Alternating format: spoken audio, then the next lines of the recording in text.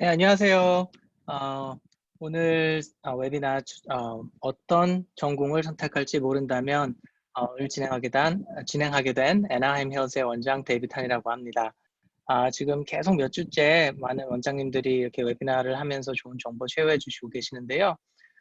제가 저번 주 토요일 날 영어로 이 같은 세미나를 진행을 하고 조금 갑작스럽게 한국말로도 웨비나를 진행을 하게 돼서 제 슬라이드가 한국말로 제가 다 바꾸질 못하고 그냥 영어 슬라이드를 쓰고 그 대신에 제가 웨비나는 한국말로 진행하도록 하겠습니다. 아, 지금 이제 많이 다들 들어오셨으니까요. 시작하도록 할게요. 음, 네. 네. 저는 저에 대해서 조금 먼저 얘기를 하고 시작을 하려고 해요. 어, 저는 엘리트에서 일한 지 지금 이제 15년이 됐고요. 예, 여기 나오네요. 네, 엘리트에서 일한 지는 15년이 됐고요. 미국에는 조금 늦게 왔어요. 17살이 딱 되면서 미국에 와서 고등학교를 다니고, 대학교를 다니고, 그리고선 지금 엘리트 학원에서 일하게 되었습니다. 아, 엘리트에는 참 너무 좋으신 많은 원장님들이 계시는데 저한테 이 전공에 대해서 웨비나를 하라고 추천을 해주신 이유가 아마도 제가 대학교를 다니면서 전공 과목을 제일 많이 바꾸지 않았나 싶어요. 저는 대학을 다니면서 전공을 4번이나 바꿨기 때문에 아마 이것에 대해서는 좀 더 제가 더 자세히 설명을 해드릴 수 있지 않을까 싶습니다. 그리고 제일 마지막으로 보이시는 ISTP는 제 성격이에요. 16가지 성격 유형 MBTI 테스트에서 제 성격 유형인데요.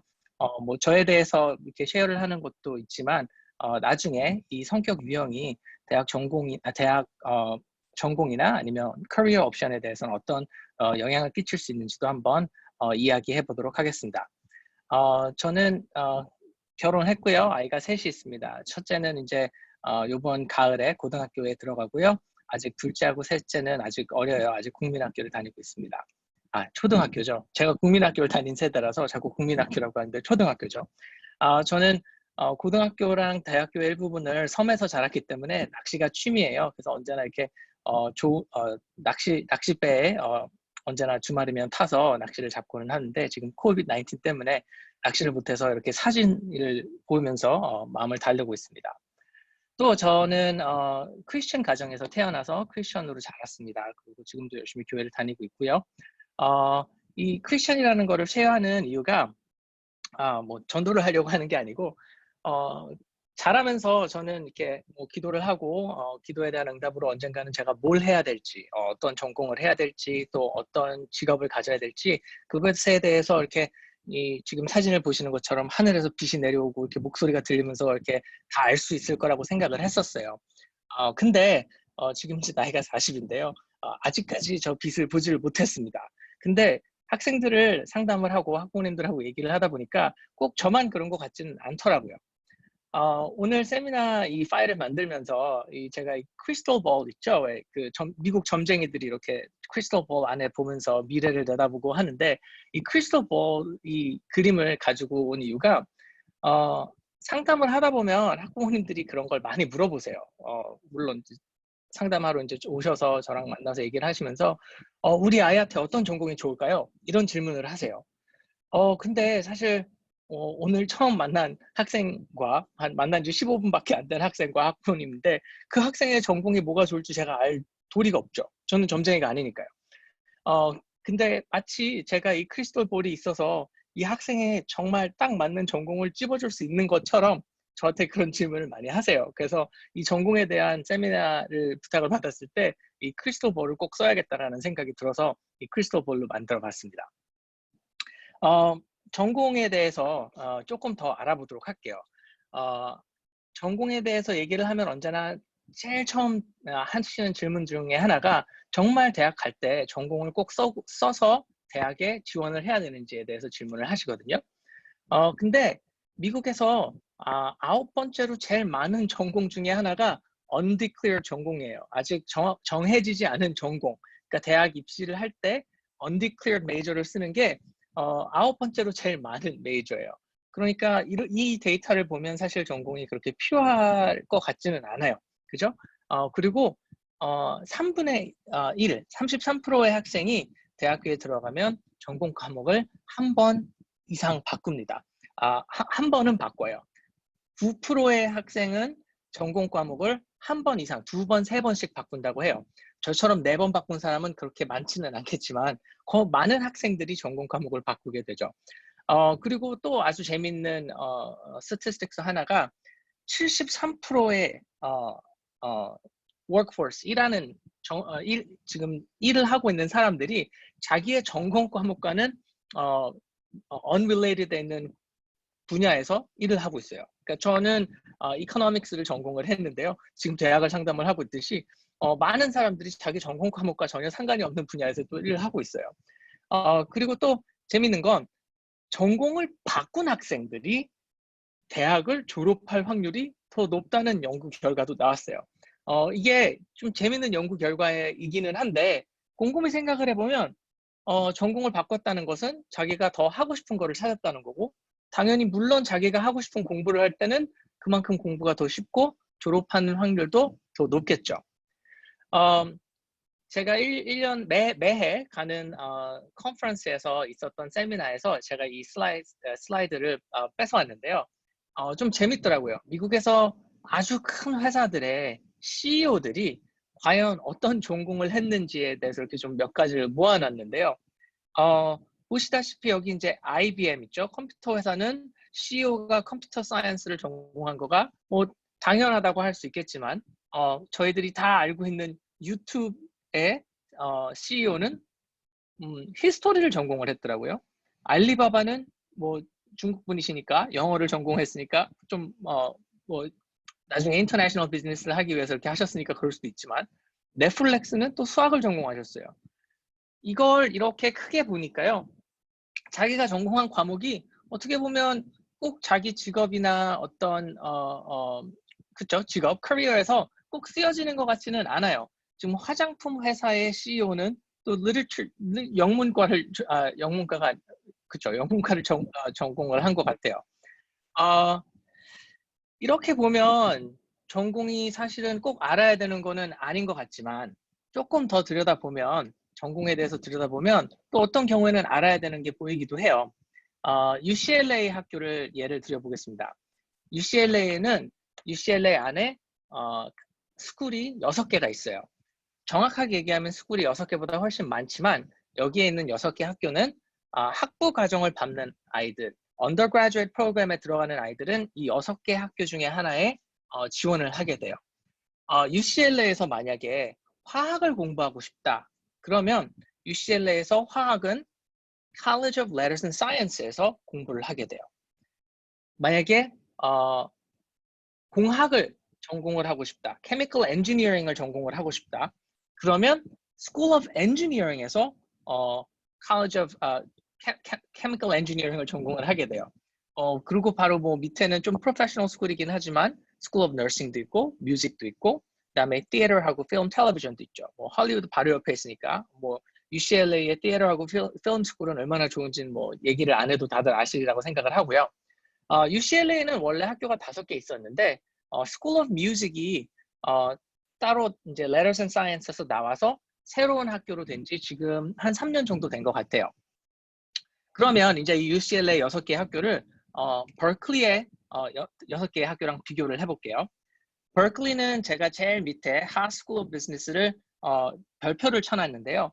그 이유는 undergrad 학부 공부하는 학생들이 Haas School of Business에 들어가서 공부를 할 수는 있지만 그게 freshman으로 그러니까 1학년 어플라이를 할 때 대학에 지원할 때 guarantee 해주지는 않아요. 그러니까 제일 처음에 지원할 때는 pre-business economics major로 들어간 다음에 1학년, 2학년을 지내고 3학년에 Haas School of Business에 다시 어플라이를 해야 돼요.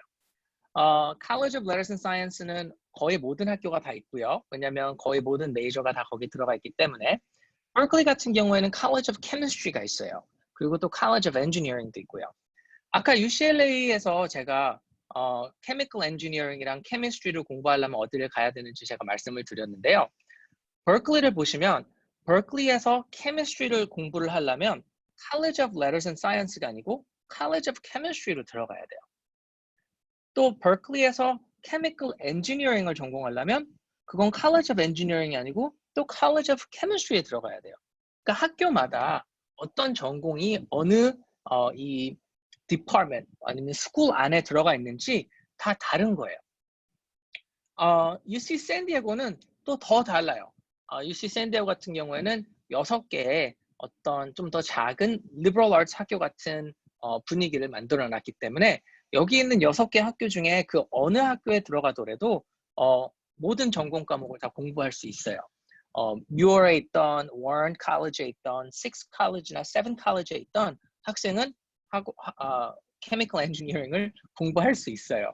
그러니까 학교들이 물론 뭐 다 여기 있는 학교들은 좋은 학교지만 학교에 어플라이 할 때 과연 내가 College of Letters and Science에 어플라이를 해야 되는지, 아니면 School of Engineering에 해야 되는지, 아니면 College of Chemistry에 해야 되는지, 아니면 Muir College에 해야 되는지, Warren College에 해야 되는지 사실은 좀 알면 도움이 될 수 있어요. UCLA는 만약에 학생이 화학으로 어플라이를 해서 accept를 되고 들어가서 만약에 전공 과목을 바꾸고 싶으면 petition을 애플리케이션 같은 걸 받아서 approval을 받고 전공 과목을 또 바꾸는 것도 가능해요. 여기 지금 두 번째 링크를 보시면 조금 더 자세한 인포메이션이 나와 있거든요. 그건 나중에 제가 여기서 지금 다 고오버하지는 않을 건데요. 나중에 시간 되시면 저희 이 모든 웨비나가 유튜브에 저장이 돼 있으니까요. 와서 이 링크 딱 클릭하셔가지고 가서 보시면 좀 더 많은 자세한 트랜스퍼하는 정보에 대해서 알 수 있으실 거예요. 메이저를 바꾸는 거에 대해서.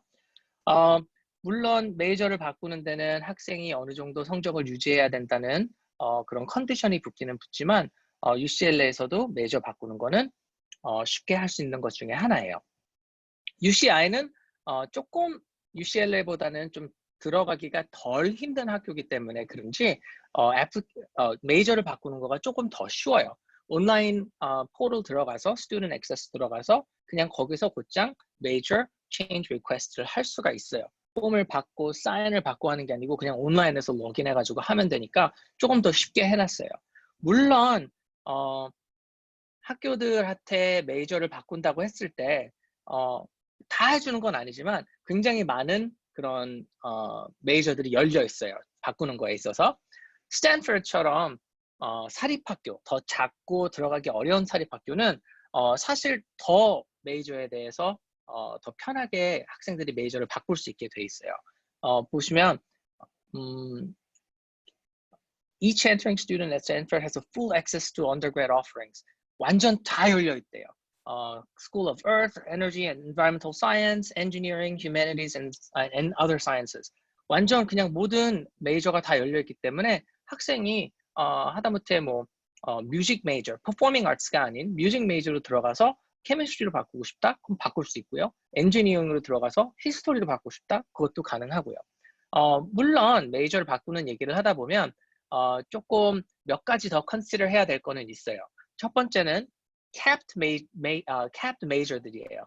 그러니까 각 학교마다 조금 더 많은 학생들이 들어가 있는, 그러니까 더 디맨드가 높은 학생들이 더 많이 가고 싶어하는 메이저이기 때문에 더 이상의 트랜스퍼를 안 받아주는 거죠. 지금 위에 보면 cap major at UCI 보시면 business administration하고 nursing science는 트랜스퍼를 다 받아줄 수 없다고 얘기를 하고 있어요. 여기서 major change를 받아줄 수 없다고 하는데 가끔씩 보면 이제 학생들이 커뮤니티 칼리지를 갔다가 커뮤니티 칼리지에서 4년제 대학교로 트랜스퍼를 하는데요. 이 트랜스퍼 할 때도 이 capped major는 그대로 작용이 돼요. 그러니까 말하자면 여기서 cap major로 트랜스퍼 하고 싶어 하면 트랜스퍼가 잘 안 될 확률이 많죠. 밑에 보면 UC 샌디에고가 있는데요. UC 샌디에고는 biological science, data science, 뭐 수학, 그다음에 물리, public health 이런 것들은 다 cap-made GPA라서 만약에 UC 샌디에고에 English major로 들어갔다가 public health를 바꾸고 싶다. 그러면 안 될 확률이 더 커요. 여기서 이제 하나 보고 싶었던 같이 제가 이거는 웹사이트를 열어서 같이 보여드리고 싶었던 거는요. 이거는 이제 UCI 대학교의 acceptance rate이에요. 합격률인데 각 메이저에 따른 합격률이에요. 그러니까 가끔씩 그런 질문을 받거든요. 이제 한국에서 대학을 다니셨던 부모님들이 아이들 대학 입학 원서를 도와주실 때 어떤 메이저로 하면 그 대학교에 들어가는 게 훨씬 쉽습니까? 라고 물어보시는 경우들이 있으세요. 그러니까 한국은 뭐 약간 미달이라는 그런 제도는 아니지만 그 말이 있잖아요. 어떤 과가 학생이 충분하지 않을 때 그 과에 어플라이를 하면 조금 더 좋은 대학을 갈 수 있는 그런 경우가 있는데요. 미국은 메이저를 바꾸는 거가 지금 배웠다시피 좀 더 플렉시블하기 때문에 미달의 제도는 없어요. 그 딱 메이저에 몇 명씩 받는 게 아니라 그 학교에서 몇 명씩 받는 거예요. College of Letters and Science에 몇 명을 받고, College of Engineering에 몇 명을 받고, College of 뭐 Environmental Studies에서 몇 명을 받고, 그 학교에서 받는 학생의 숫자가 정해져 있지 각 과마다 받는 학생의 숫자가 정해져 있지는 않아요. 근데 UCI는 특이하게도 그 각 과마다 acceptance rate를 여기다가 이렇게 쉐어를 해놨더라고요. 재밌는 게 특히 동양 아이들이 농담으로 하는 말이 나는 동양인이니까 한국의 아이니까 Asian American Study 공부를 하면 제가 주민해서 좀 크게 보여드릴게요. Asian American Studies를 하면 더 들어가기가 쉽지 않습니까? 라고 얘기를 하는데요. Asian American Study가 학생들을 몇 명을 받는지가 되게 적어요. 받는 숫자가 적기 때문에 보시면 Asian American Studies가 acceptance rate이 9%였어요. 2019년이죠. 근데 많은 분들이 생각하시는 biology는 되게 popular한 메이저니까 biology가 너무 애들 많이 어플라이하는 메이저니까 biology 메이저로 어플라이하면 더 들어가기 힘들 거야 라고 생각하시는데 biology 메이저가 훨씬 더 높았어요. 30%였어요. 이게 하나 좀 이 정보를 쉐어하면서도 조심스러운 게 이 정보를 보시고 그래 그러면 무조건 art history로 어플라이를 해서 42%의 찬스니까 이리로 가야겠다 하는데 사실은 보시다시피 매해 많이 바뀔 수 있어요. 올라갈 수도 있고 내려갈 수도 있고 오르락내리락 하기 때문에 여기서 있는 selectivity rate를 보고 메이저를 고르는 거는 권해드리고 싶지가 않아요. 제가 여기 이 정보를 사실은 보려고 했던 건 밑으로 내려가면 쭉 밑으로 내려가 볼게요. Undeclared Major가 있어요. 아까 제가 처음에 얘기했듯이 9번째로 제일 popular한 메이저인 Undeclared Major가 있는데 Undeclared Major가 UCI 같은 경우에는 acceptance rate이 35%였어요. 근데 그 아래 그냥 전체 다 UCI의 전체 다 selectivity rate이 26%였기 때문에 그럼 undeclared major로 하면 찬스가 더 좋지 않느냐. 물론 이렇게 보면 찬스가 좋죠. 왜냐하면 올해만 그랬던 게 아니고 그 전에도 그랬고 그 전에도 그랬고 그 전에도 그랬고 계속 그렇거든요. 만약에 이게 사실이라면 그러면 사실 전공에 대해서 고민할 필요가 아예 없지는 않느냐. 그렇게 생각하실 수도 있죠. 물론 UCI만 봤을 때는 또 그렇다고 얘기할 수도 있어요. 그러면 오늘의 세미나는 그걸로 끝이냐? 사실은 조금 더 들여다봐야 될 문제는 있어요. 그렇게 간단한 문제는 아니에요. 이 아이가 너무 귀여운데. 그러면 메이저는 왜 알아야 되느냐? 뭐 메이저를 몰라도 대학 들어가는데 문제가 없고 메이저를 몰라도 대학에 들어가서 메이저를 전공을 바꾸는 거에도 큰 문제가 없고 그렇다면 메이저를 왜 알아야 되느냐? 거기에는 여러 가지 이유가 있는데 가장 큰 이유 중에 하나가 학부모님들 세대랑 학생 세대를 비교했을 때는 대학 가는 거가 굉장히 어려워졌어요. 지금 여기에 있는 이 쉐어되어 있는 데이터셋은 UCLA acceptance rate인데요. 1990년도에 UCLA acceptance rate이 47%였던 거에 비해서 지금 작년에 1919년 acceptance rate는 12%로 떨어졌기 때문에 학부모님들이 어플라이 하셨을 때는 둘 중에 하나의 학생이 됐다면 지금은 5명 중에 1명도 안 되는 상황이에요. 6명 중에 1명, 7명 중에 1명. 거기에다가 투이션도 굉장히 많이 올라갔죠. 옛날에는 투이션이 뭐 학기당 2,180불이었다면 지금은 13,000불로 많이 올라갔기 때문에 그만큼 더 준비를 하고 대학을 갈 때 얼만큼 본인이 준비된 상태로 대학을 가느냐가 중요해진 것 같아요. 지금 보면 UCLA가 작년에 조금 어플라이한 학생 숫자가 줄어들었어요. 그렇지만 acceptance rate은 더 떨어졌어요. 왜냐면 그만큼 학생을 입학을 시켰기 때문이죠. 또 하나는 대학교 메이저의 트렌드가 좀 계속 바뀌는 것 같아요. 여기서 보시면 UC 샌디에고에 어플라이 했을 때 학생들 메이저인데요. 보시면 undeclared 메이저는 지난 10년 동안에 15%가 줄은 걸 볼 수 있고요. 사이언스하고 매th 메이저는 지난 10년 동안에 127% 증가된 걸 보실 수 있어요. 학교마다 어드미션 트레인이 바뀌고 있는 거죠.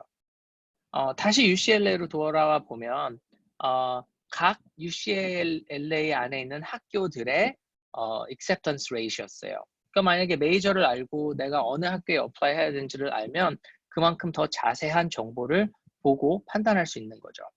너싱 스쿨이 2%의 지금 입학률이었고요. 그리고 보시다시피 제일 높은 데는 스쿨 오브 뮤직이었어요. 학교가 새로 된 것도 있고 그리고 또 거기에는 퍼포밍 아트 학생들이 들어가 있기 때문에 여기에 admission rate은 좀 높았던 걸로 예상이 되고요. 그리고 College of Letters and Science가 보시다시피 10,000명의 학생이 입학 증서를 받았고 4,800명의 학생이 actually first year를 시작을 했어요. 그러니까 14%의 acceptance rate였죠. 이걸 보면 각 학교마다 acceptance rate이 다르구나. 그렇지만 뭐 엔지니어링 스쿨 같은 경우에는 각 메이저마다 받을 수 있는 학생의 숫자가 좀 정해져 있기 때문에 각 메이저마다 또 acceptance rate를 볼 수 있어요. 여기에 지금 컴퓨터 엔지니어링이 6%였고 에어로스페이스 엔지니어링이 7.6%, 컴퓨터 사이언스가 8.2%, 미테리얼 엔지니어링이 33%였어요. 저 이거 처음에 보고 이거 에러로 지금 잘못 계산한 건가 했는데 맞더라고요. 33% acceptance rate였어요.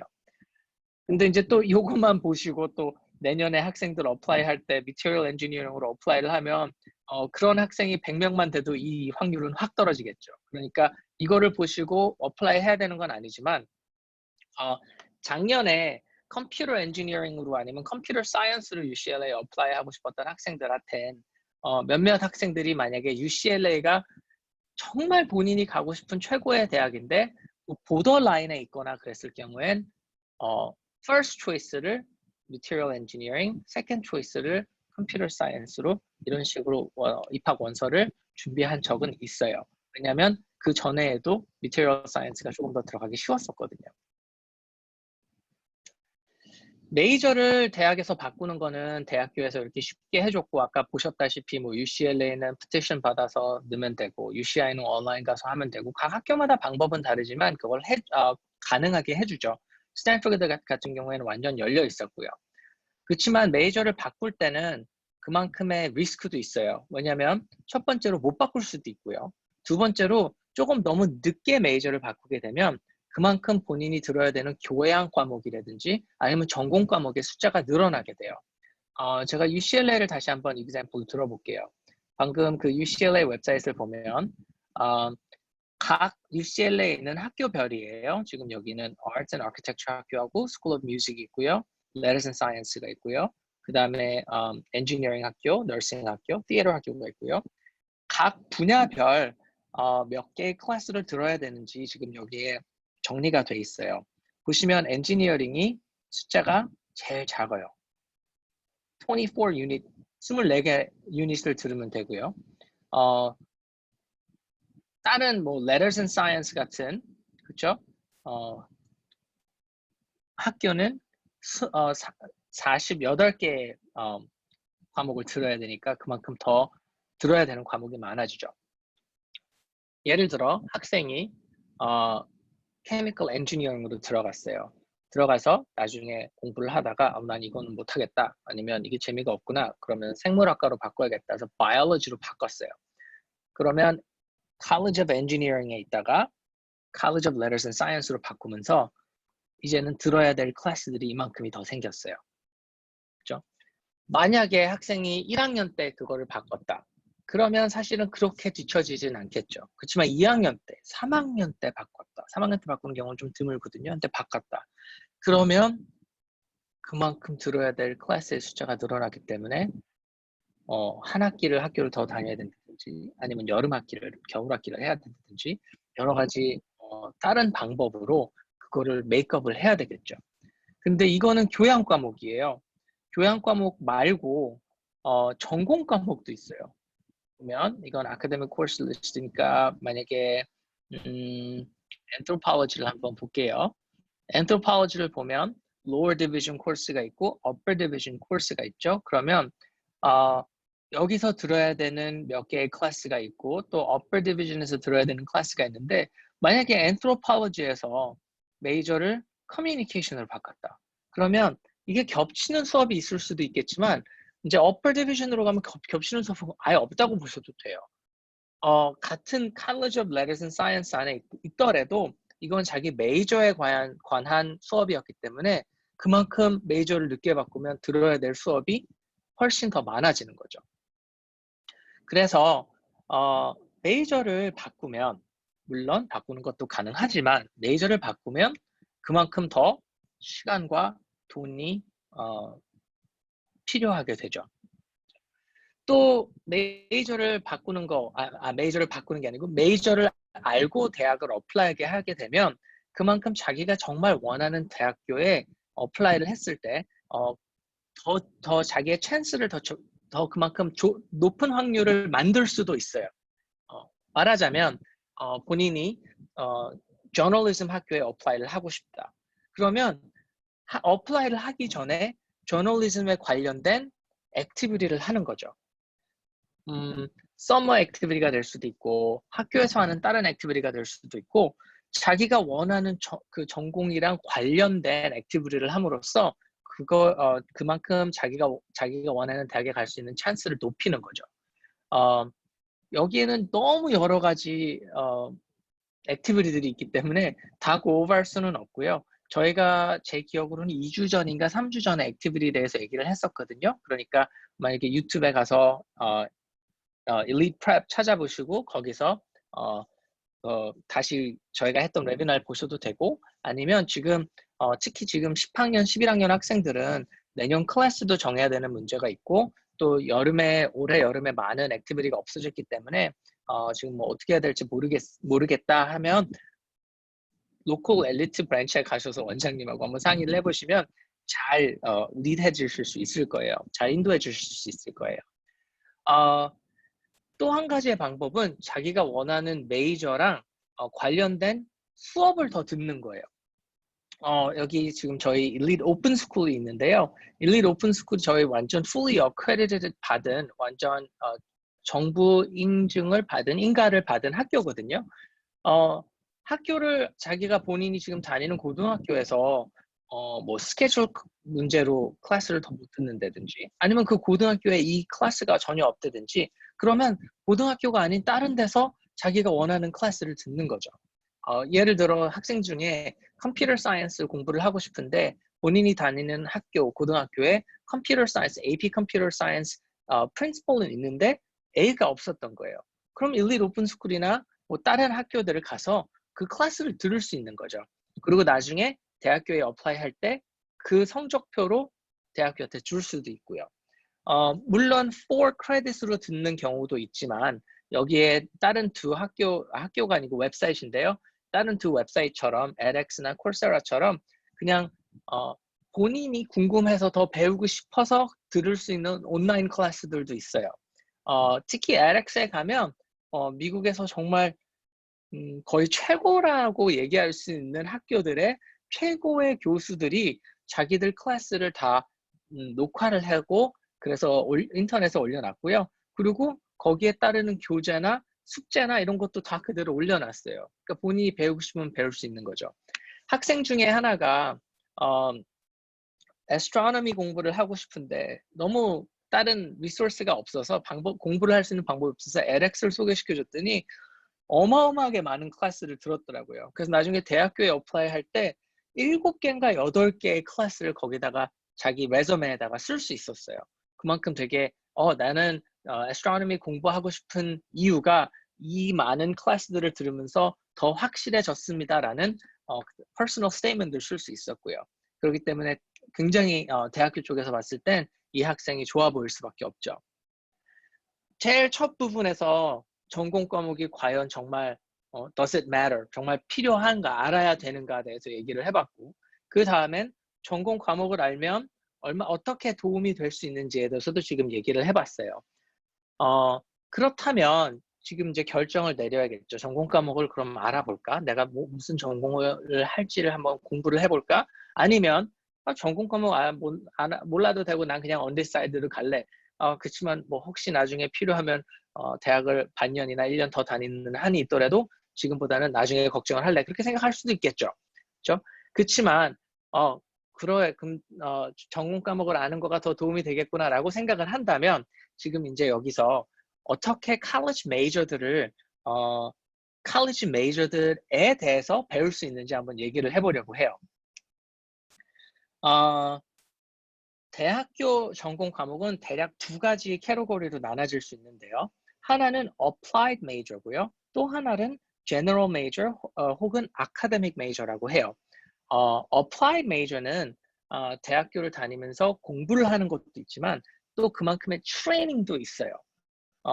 여기 있는 메이저들 보시면 engineering, nursing, architecture, accounting, performing arts, 그 다음에 apply mathematics가 있고요. 어떤 학교들은 이 apply mathematics를 engineering school 안에 집어넣는 경우도 있어요. 왜냐하면 math를 이용해서 실제 있는 문제들을 푸는 거거든요. 진짜 생활에서 있는 문제들을 푸는 거기 때문에. 그리고 또 오른쪽을 보면 psychology, anthropology, sociology, 공부를 위해서, 배움을 위해서 공부하는 과목들이에요. 이 과목들을 들어가면 graduate school을 가서 또 트레이닝을 받는 거가 필요할 수도 있어요. 본인이 원하는 잡이 어떤 건지에 따라서, 그죠? 왼쪽에 있는 과목들, 본인이 만약에 메이저를 이렇게 쭉 알아보고 나는 이쪽에 더 있네라고 생각을 한다면, apply major 쪽에 있네 생각을 한다면 첫 번째로 알아야 될 건 그만큼 들어가기가 더 힘들어요. 그렇지만 페이는 더 좋아요. 그렇기 때문에 더 열심히 준비를 하고 대학을 어플라이 해야 된다는 거를 알아야 돼요, 학생들이.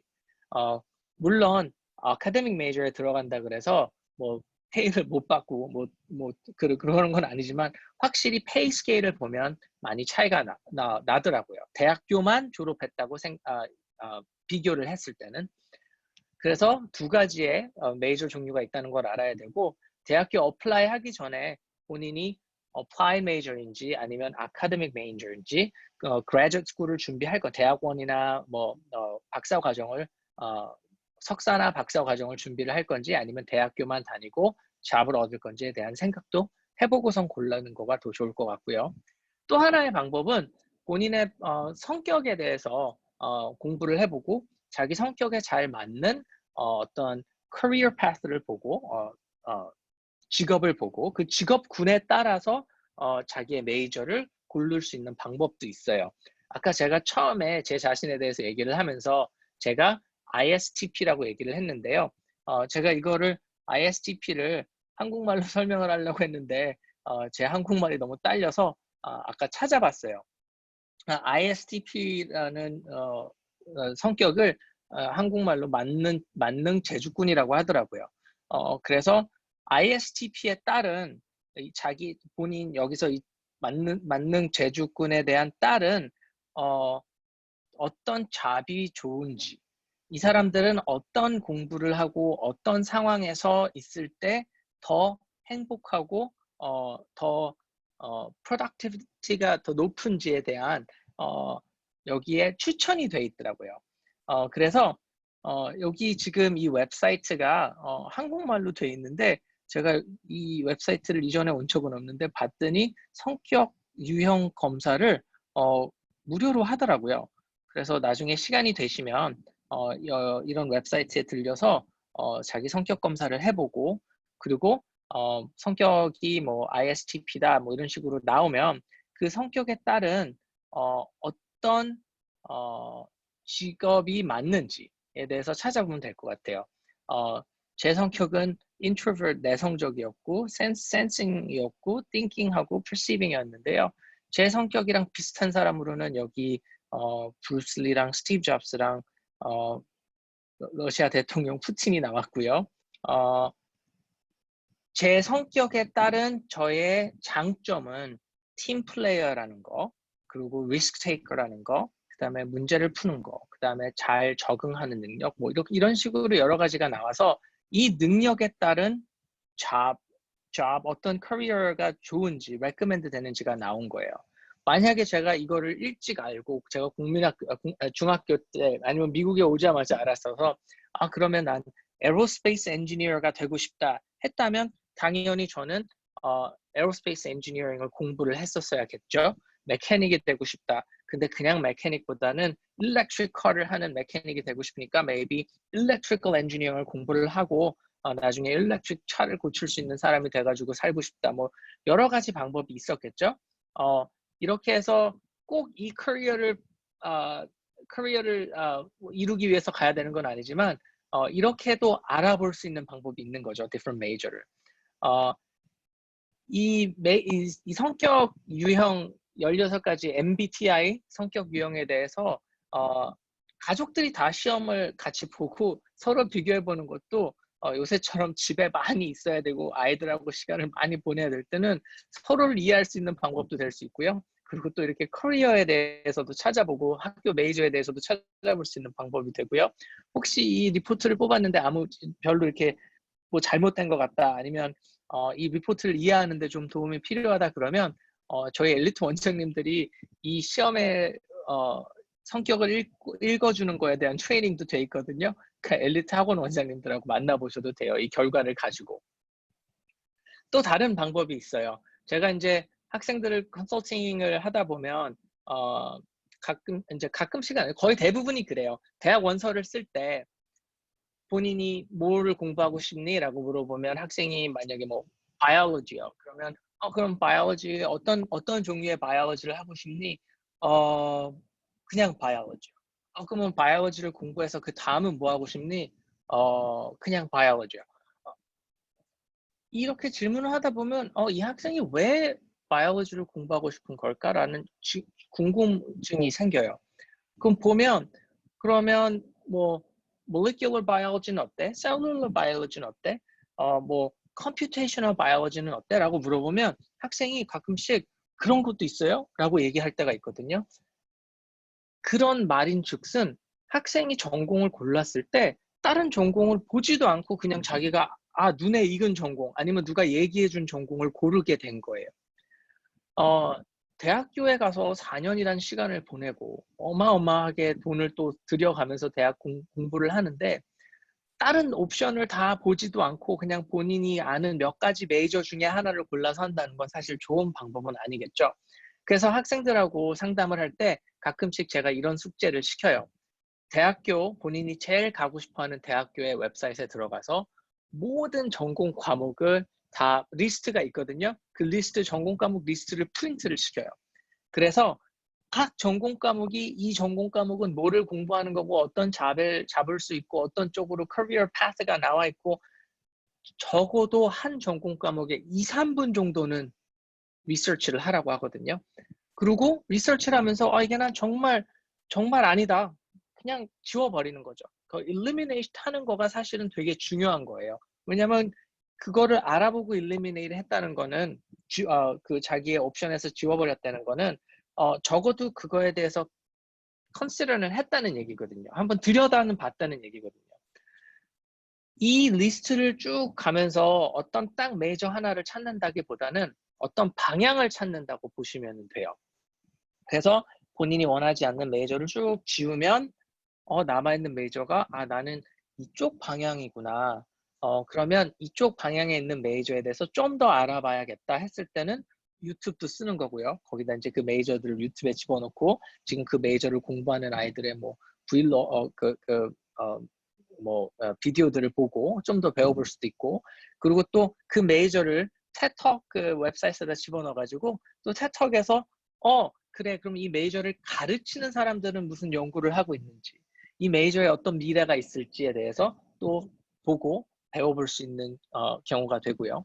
그리고 또 그 교수님들이 쓴 책이라든지 아니면 본인이 발견한 이 어떤 메이저에 대한 책을 사서 그 책도 읽으면서 본인이 정말 이거를 공부하고 싶은지에 대한 어떤 확신을 쓰게 할 수 있는 그런 프로세스가 돼요. 그래서 제 학생 중에 하나가 이코노믹스 중에 behavioral economics라는 어떤 그 분야죠. 분야를 공부를 하고 싶어 했는데 이런저런 얘기를 하다가 제가 그 옛날에 그 책에 대해 그 behavioral economics에 대한 책 재밌게 읽었던 게 있어서 추천을 했어요. 그래서 학생이 읽고 한 2년 후에 대학에 어플라이 하게 됐을 때 대학 원서를 도와주는데 학생이 시카고 대학교에 어플라이를 하는데 시카고 대학교에서 왜 우리 학교에 와서 공부를 하고 싶냐라고 물어보는데 뭐 꼭 가본 적도 없고 거기에 대해서 쓸 말이 별로 없는데 이걸 어떻게 쓰죠? 근데 이렇게 생각이 난 거죠. 너 그 책 읽었었잖아. 네, 그 Freakonomics라는 책 읽었죠. 그래서 거기에 그 책을 쓴 사람 중에 하나가 그 학교의 교수님이야. 그러면 그 교수를 리서치해갖고 에세이를 쓸 때 내가 이런 책을 읽었고 이 책을 너무 재미있게 읽어서 이 책 쓴 사람에 대해서 공부를 했고 알다 보니까 이 책을 쓴 사람이 시카고에서 지금 가르치면서 리서치를 하고 있기 때문에 나는 시카고에 가서 이 선생님하고 같이 리서치를 하고 싶습니다. 그렇게 에세이를 쓰면 정말 이 학생이 시카고에 대한 이해가 되고 유니버시티 오브 시카고에 왜 가서 공부를 하고 싶은지에 대한 퍼스널 리즌이 되는 거죠. 그렇죠? 거의 많은 학생들이 이 에세이를 쓸 때 그 학교에 faculty to student ratio가 너무 좋아서 가고 싶습니다. 시카고에서 살고 싶습니다. 이런 얘기하는데 그게 아니고 정말 퍼스널한 리즌이 될 수 있었기 때문에 책을 관련돼 있는 책을 읽다 보면 그런 운이 생길 수도 있는 거죠. 또 한 가지 방법이 있어요. 메이저에 대해서 알아볼 수 있는 또 한 가지 아니면 대학교에 대해서 좀 알아볼 수 있는 한 가지 방법이 있는데요. ROI, Return on Investment, 투자에 대해서 얼만큼 return, 이익을 받을 수 있는지 그거에 대한 term인데요.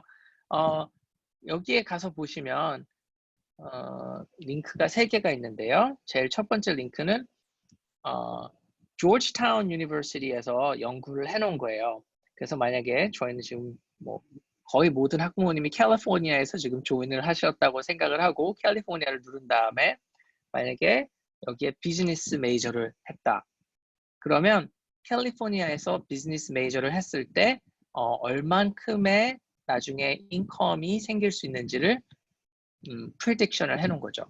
비즈니스 이코노믹스를 공부를 했을 때 여기는 위에는 national wage고요. 이 밑에가 state wage인데요. 제일 낮게 버는 25th percentile은 67,000불에서 제일 많이 버는 75th percentile은 17만 불까지 벌 수 있다. 아니면 비즈니스 매니지먼트를 하게 되면 낮게 벌 때는 6만 1,000불, 그리고 또 많이 벌 때는 130만 불 벌 수 있는 거가 나오고요. 죄송합니다. 13만 불이네요. 크게 틀릴 뻔했네요. 보면 여기 위에는 undergraduate만 가지고 bachelor's degree만 가지고 있을 때 벌 수 있는 어떤 인컴이 나오고요. 요 밑에는 graduate school까지 나왔을 때 벌 수 있는 인컴의 레벨이 나오고요. 어쩐지 조금 높다 생각은 했었어요. 왜냐면 제가 비즈니스 이코노믹스를 전공을 했기 때문에 그렇게 여기서 보고 다른 주에서도 한번 보실 수 있고 그래서 이 링크가 그대로 있고요. 그리고 두 번째 링크를 가보면 이제 payscales.com에서 어떤 대학교가 학비에 대해서 리턴이 제일 많은지 학비를 했을 때 얼만큼 더 많이 효율이 있는지에 대한 건데요. 보면 1등, 2등은 언제나 서비스 아카데미들이 나오더라고요. 왜냐면 들어가서 페이하는 건 없죠. 끝나고 서브 해야 되는 학교들이기 때문에 서비스 아카데미들이 나오고 그리고 공과 대학들이 굉장히 많아요. 그렇죠? MIT가 위에 있고 하버드라고 여기 이제 클레어먼트 칼리지스 중에 하나인 학교, 캘리포니아에 있는 학교고요. 그다음에 콜로라도 스쿨 오브 마인즈 이것도 공과대학교고요. 그래서 caltech도 여기 있네요. 공과대학교고요. 그러니까 공과대학교들이 아무래도 return on investment가 더 많은 거죠. 그리고 마지막 링크를 보시면 여기는 이제 뭐 Fortune 500 미국에서 그 주식 시장에 상장되어 있는 회사 중에 탑 500 회사들의 CEO들은 어디서 공부를 했는지에 대한 아리글이 있는데요. 보시면 어느 대학교를 졸업을 했는지 볼 수 있어요. 생각한 것보다 꼭 아이비리그나 탑 대학교가 아니고 여기저기 학교에서 많이 나와요. 그러니까 대학교를 꼭 너는 비즈니스를 하기 위해서는 꼭 어디를 가야 된다 이제 그런 거는 아니라는 것 때문에 여기다가 제가 같이 넣어놨고요. 다음 링크를 보시면 이거는 제가 좀 빨리 지나갈게요. 왜냐하면 특히 한국 부모님들은 별로 안 좋아하시는 토픽일 수도 있는데요. gap year에 대해서 얘기를 하려고 해요. 고등학교를 졸업하고 잠깐 한 학기라든지 1년 정도를 쉬었다가 그리고 대학을 가는 건데요. 이 쉰다는 게 그냥 집에서 쉬는 게 아니고요. 이 1년 동안에 뭐 어디 가서 일을 한다든지 발렌티어링을 한다든지 아니면 그 1년 동안에 뭐 힘든 이웃을 꼭 돕는다든지 아니면 커뮤니티 프로그램 같은 거 딱 어디 들어가서 한다든지 여러 가지 그 1년을 쓸 수 있는 아니면 한 학기를 쓸 수 있는 방법이 있고요.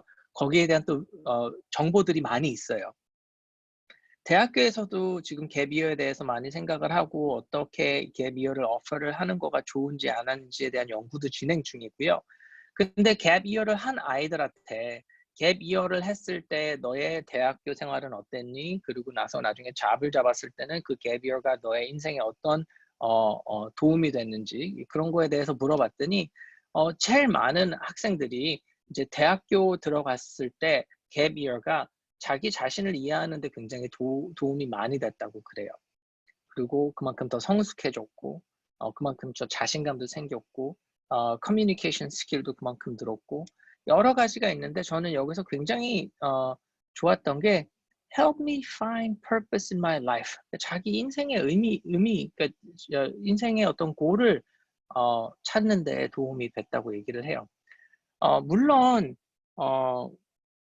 대학을 빨리 졸업하고 빨리 일을 잡고 또 그만큼 인디펜던트 되고 이제 여러 가지가 있을 수 있겠지만 저희 아이들 제너레이션은 거의 100년까지 산다고 하잖아요. 그거를 봤을 땐 이 한 학기나 1년에 대한 시간을 쓰면서 자기 인생에 대한 어떤 purpose를 더 알 수 있다면 그거가 굉장히 도움이 되는 시간일 수도 있을 것 같아서 갭 이어에 대해서 꼭 얘기를 해보려고 했어요. 아까 얘기 드렸다시피 대학교에서도 이거에 대한 연구를 하고 있는데요. 지금 이건 미들베리 칼리지라고 리버럴 아츠 학교 중에 굉장히 좋은 학교 중에 하나거든요. 거기서 갭 이어를 한 아이들과 안 한 아이들의 성적 비교를 했는데요. 여기 왼쪽에 좀 더 높은 게 많은 그쪽이 갭 이어를 하고 와서 공부를 한 아이들의 GPA예요. 여기 나중에는 이게 3.0이 넘어버리는데요. 물론 이거는 24명 과 600명을 비교한 거기 때문에 650명을 비교한 거기 때문에 이 24명이 훨씬 더 똑똑할 수도 있어 하지만 이게 매해 계속 이런 식으로 GPA가 더 차이가 난다면 그만큼 또 이 학생들이 뭔가 다른 거를 경험할 수 있었겠구나라고 알 수 있겠죠. 그리고 지금 University of North Carolina 채플 힐에서도 같은 연구를 했는데요. North Carolina 채플 힐에서는 사실은 차이가 더 크게 났어요. 나중에 뭐 갭 이어를 하고 온 아이들의 GPA가 갭 이어를 안 하고 온 아이들의 GPA보다 거의 뭐 0.4, 0.5까지 차이가 날 정도로 큰 차이를 보였기도 하고요. 여기 있는 링크들은 만약에 갭 이어에 대해서 생각을 해보고 싶은 학생들이 있다면 여기를 가서 이제 그 갭 이어를 어떻게 쓸지에 대한 계획을 만들 수 있는 리소스들이 있고요. 그리고 갭 이어를 어떤 뭐 두크 대학교라든지 이런 데는 갭 이어에 대한 어떤 계획서를 냈을 때 학생들한테 돈도 줘서 가서 하고 와 이러고 이렇게 장학금도 주는 그런 프로그램도 있으니까요. 정말 그 갭 이어를 하고 싶은 아이들이 있다면 그 계획을 먼저 세워보고 그 갭 이어에 대해서 책도 보고 좀 공부를 해보고 그리고 결정을 할 수 있으면 좋을 것 같아요. What else? 뭐 더 얘기할 거가 남아 있느냐 하는데 한 가지만 더 얘기를 하고 싶은 게요. 지금 여기 이 이 만화 투컷 만화에서 얘기한 것처럼 퍼스널리티 테스트를 봤는데 페일을 했어. 그랬더니 옆에 있는 다른 치킨이 어떻게 퍼스널리티 테스트를 봤는데 그거를 페일 했어? 그랬더니 automation 때문에 페일 했어라고 얘기를 하더라고요. 그게 만화인데요, 농담인데요. 저희 아이 지금 고등학교에 있는 아이들이 대학교를 졸업하고 직장을 찾을 때가 되면 그만큼 더 기술은 발달할 거고 그만큼 더 AI나 다른 테크놀로지들 때문에 지금 있는 잡들이 없어질 수도 있다고 생각을 해요. 그래서 여기는 5개의 다른 오르가니제이션에서 10년 후에 어떤 잡이 많아질 건지에 대해서 예상을 해놓은 거를 같이 한번 보려고 하는데요. Indeed라는 이제 그 온라인 human resource 웹사이트인데요. 거기서는 이제 여기 있는 캐터고리들의 잡들이 이제 미래 10년 후에 디맨드가 많을 거라고 얘기를 하는 것들이고요. CNBC도 그렇고요. 보면 전체적인 트렌드를 보면은요. 소프트웨어 아니면 컴퓨터 쪽으로 일을 하든지 아니면 헬스케어예요. 거의 대부분 소프트웨어, 컴퓨터 쪽 아니면 헬스케어더라고요. 가끔씩 여기서 다른 어떤 뭐랄까요, 여기 제너럴 매니저라든지 파이낸셜 매니저, 로이어 이런 거가 나올 수는 있지만 전체적으로 봤을 때는 컴퓨터, 그러니까 완전 IT가 아니고 STEM 아니면 헬스케어 쪽으로 가는 것 같더라고요. 그래서 이제 미래의 잡에 대해서 생각을 해볼 때는 꼭 정말 세상이 10년 후에 어떻게 바뀔 것인지 예상을 해보고 과연 내가 공부를 하고 나중에 잡을 찾을 때 그 잡이 지금처럼 디맨드가 있을지까지도 생각을 해보고 결정을 했으면 좋겠어요. 이제 마지막 슬라이드 중에 하나인데요. 오늘 세미나 참석해 주셔서 감사하고요. 여기서 보셨다시피 지금 제가 여기다가 포인트 해놓은 것처럼 uncertainty가 그쵸, uncertainty is unavoidable. 그 말이 정말 계속 이제 잘 모르는 거는 확실해요. 그죠? 그러니까 그 잘 모르는 거에 대해서 계속 걱정하고 힘들어하는 것보다는 지금 앞에 보이고 뭔가 할 수 있는 거에 대한 집중하는 거를 학생들한테 꼭 가르쳐 줬으면 좋겠어요. 지금 내가 대학 졸업할 때 어떻게 될지 잘 모르는데 뭐하러 신경 써? 그게 아니고 대학을 졸업하고 이렇게 잘 모르니까 내가 지금 뭘 해서 내가 더 나아질 수 있는지에 대해서 포커스를 하는 거가 더 도움이 될 것 같고요. 열심히 공부하고 GPA 받고 SAT 점수 잘 받아서 대학 잘 가기 위해서 노력하는 건 좋지만 그만큼 내가 뭘 좋아하는지도 좀 알아봤으면 좋겠어요. 그리고 대학에 대한 초이스라든지 아니면 메이저에 대한 초이스는 퍼펙트 초이스가 없어요. 완벽하게 다 초이스 할 수 있는 게 아니기 때문에 그만큼 내가 완벽한 초이스를 찾기 위해서 하는 게 아니라 그만큼 본인이 이 프로세스에서 더 많이 배우고 더 나아지는 사람이 될 수 있도록 지도해 주실 수 있으면 좋을 것 같고요. 마지막으로 여기 몇 가지 메이저들인데요. 좀 특이한 메이저들이라서 제가 여기다가 인클루드를 해봤는데요. 나중에 메이저 리스트 프린트아웃 하면서 각 메이저들을 찾아볼 때 정말 저도 언제나 새로운 메이저들을 학생들한테 배우기 때문에 학부모님들도 지금 같이 메이저를 보시면 여기 나와 있는 것 좀 특이한 메이저들을 같이 학생들하고 공부를 해주실 수 있으면 좋을 것 같아요. 제가 거의 1시간을 떠들었는데요. 도움이 조금이라도 됐으면 좋겠습니다. 됐었으면 좋겠고요.